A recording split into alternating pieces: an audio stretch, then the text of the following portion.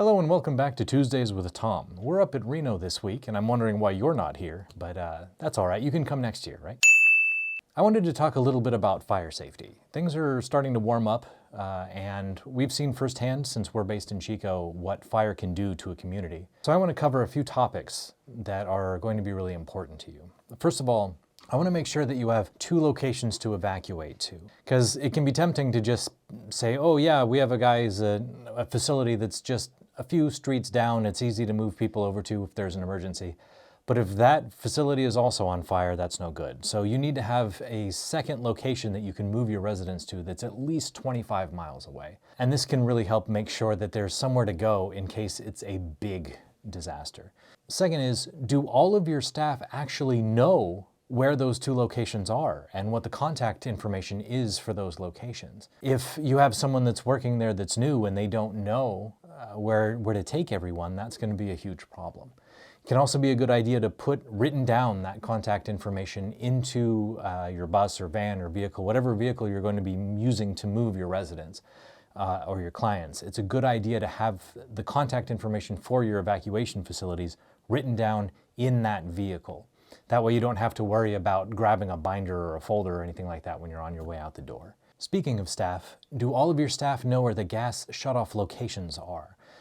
Many buildings use gas for their heaters, for their dryers, for cooking, for all kinds of things.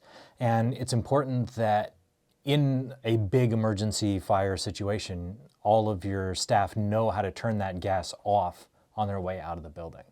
Having that gas off can help to eliminate making that fire worse. And speaking of gas in another way is the gas in the tank.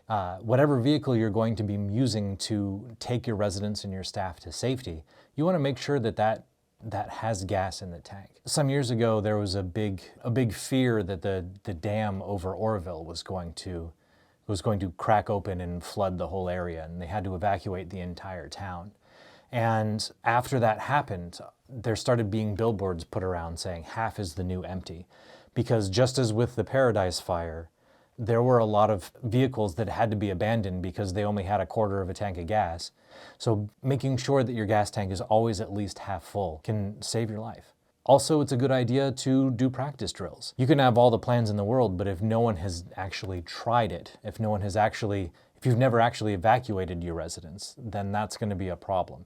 Because you're going to run into issues that you never imagined or never thought of if you haven't actually done an evacuation before. So it's a good idea to run through some practice drills, both for regular fire drills if there's a fire in the facility, as well as disaster drills if there is some bigger event that may be causing you to have to evacuate.